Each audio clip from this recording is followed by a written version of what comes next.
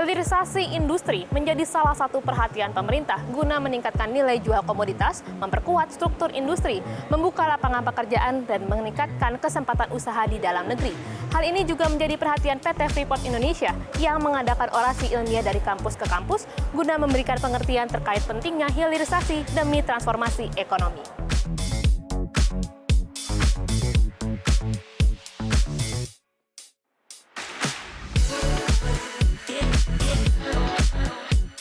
Ya, PT Freeport Indonesia digandeng oleh Kementerian Investasi atau Badan Koordinasi Penanaman Modal BKPM menggelar roadshow orasi ilmiah di 7 kampus ternama Indonesia. Acara tersebut bertajuk Orasi Ilmiah, Transformasi Ekonomi Melalui Hilirisasi dengan Kearifan Lokal dan dimulai pada Selasa 4 Oktober 2022. Hari pertama roadshow orasi ilmiah digelar di Kampus Institut Teknologi 10 November atau ITS Surabaya, kemudian dilanjut di Kampus Universitas Gadjah Mada. Kampus lainnya yang akan menjadi tujuan orasi ilmiah ialah Institut Teknologi Bandung ITB, Universitas Indonesia, Universitas Cendrawasih, dan STIE Port Numbai Jayapura, serta Universitas Hasanuddin Makassar. Menteri Investasi sekaligus Kepala BKPM Bahlil Lahadalia dan Chairman of the Board and CEO Freeport McMoran, Richard C. Atkerson, hadir sebagai pembicara dalam orasi ilmiah. Dalam orasi ilmiahnya, Bahlil mengungkapkan, Surabaya dipilih sebagai kota tujuan karena merupakan kota perjuangan dan didasari Surabaya merupakan kota hilirisasi dari Freeport McMoran saat ini, serta menjadi pintu gerbang kawasan timur Indonesia. Lalu dalam agenda ini juga Freeport menekankan terus mendukung hilirisasi, salah satunya dengan mendirikan smelter single line terbesar di dunia untuk menambah kapasitas pengelolaan hasil tambang di dalam negeri. Freeport sebelumnya telah memiliki smelter sejak tahun 1996 yang berlokasi di Gresik, Jawa Timur. Smelter ini mampu memurnikan 1 juta ton konsentrat tembaga menjadi 300.000 ton katoda tembaga setiap tahunnya, atau 40% dari keseluruhan konsentrat tembaga yang diproduksi di Papua.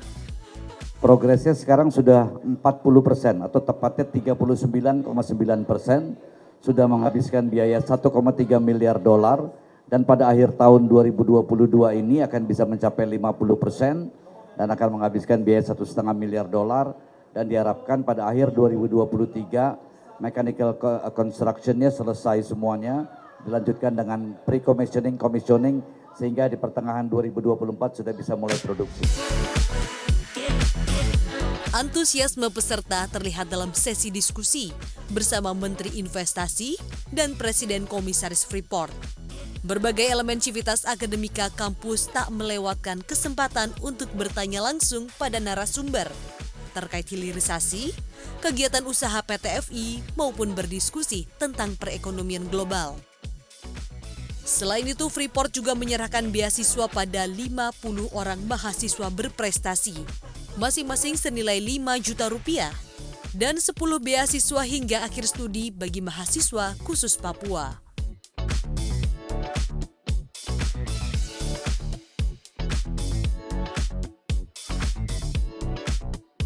Kesannya sangat senang dan bangga juga sama PT Freeport yang menyalurkan beasiswa kepada kami mahasiswa Papua yang ada di sini. Dan saya bercita-cita untuk menjadi orang yang berguna, entah itu jadi non-PNS atau PNS gitu. Untuk kebutuhan kedepannya sih kemungkinan buat tugas akhir ya, karena saya udah semester akhir juga, jadi kemungkinan buka pendidikan sih lebih tepatnya, mungkin buat membelikan kesiapan buat tugas akhir dan sebagainya.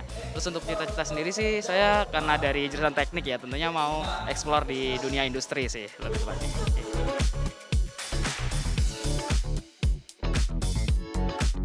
Hilirisasi itu untuk meningkatkan nilai komoditas yang kita miliki. Di mana untuk kedepannya komoditas yang diekspor bukan lagi berupa bahan baku tetapi barang yang sudah setengah jadi atau jadi. Hilirisasi sendiri sih dari yang aku dapat itu dia meningkatkan value ekonomi Indonesia ya, terutama karena Indonesia udah nggak menjual lagi barang mentah atau raw material tapi udah jadi barang jadi gitu kan. Dan dilihat dari statistik yang udah diberikan itu bahwasanya itu bisa meningkatkan harga berkali-kali lipat. dan ternyata hilirisasi sendiri itu punya tantangan besar gitu, dan lebih besarnya tadi di eksternal seperti yang dijelaskan oleh Bapak Bahlil tadi kan, bahwasanya banyak negara-negara lain yang masih membutuhkan raw material, sedangkan Indonesia sudah tidak lagi menjual raw material.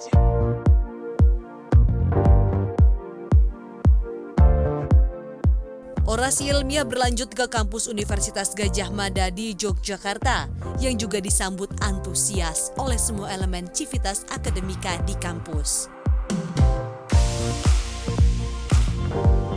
Pemaparan materi yang komprehensif dengan poin-poin relevan terkait hilirisasi industri membuat diskusi langsung antara mahasiswa dan kedua narasumber berjalan menarik. Yang pertama, yang melatar belakangi kenapa kami masuk ke kampus-kampus untuk memberikan orasi ilmiah, kita ingin menjelaskan kepada adik-adik mahasiswa terhadap sesungguhnya apa yang terjadi dalam ekonomi kita sekarang dan khususnya untuk menyangkut dengan hilirisasi. Karena apa, pemerintah sekarang kan lagi mendorong betul-betul hilirisasi.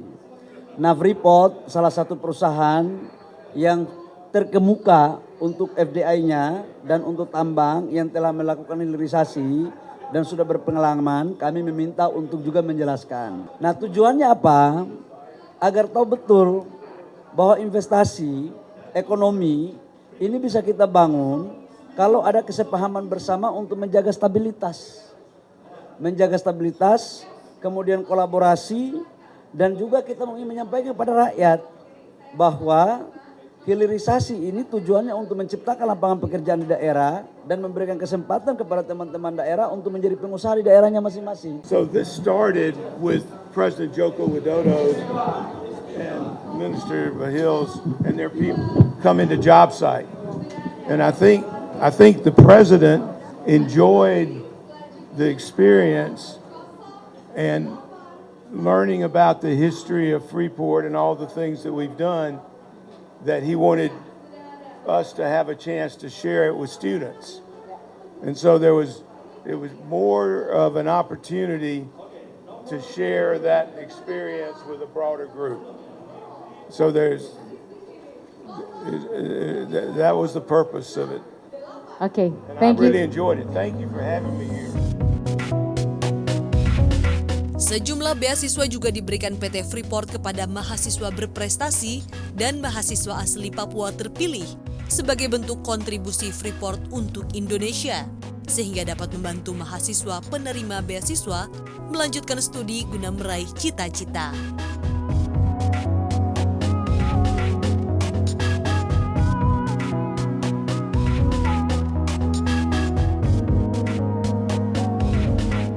Sangat berterima kasih kepada pihak Freeport yang udah mau memberikan beasiswa khususnya untuk saya, salah satu dari mahasiswa Papua, dan tujuannya nanti untuk menggunakan beasiswanya mungkin untuk melanjutkan studi saya. Beasiswa tentunya sangat membantu saya dan keluarga dalam proses pendidikan ini, dan tentunya beasiswa ini akan dipakai untuk keberlanjutan studi saya.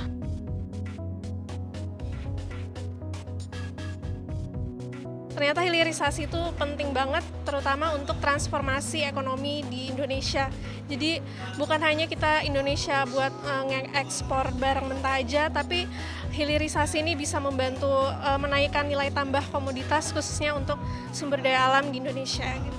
Hilirisasi ini merupakan hal yang sangat penting, khususnya dalam pengelolaan industrial di Indonesia. Namun perlu mungkin diingat lagi bahwa hilirisasi ini harus tetap memperhatikan kearifan lokal serta lingkungan Indonesia sendiri, seperti itu.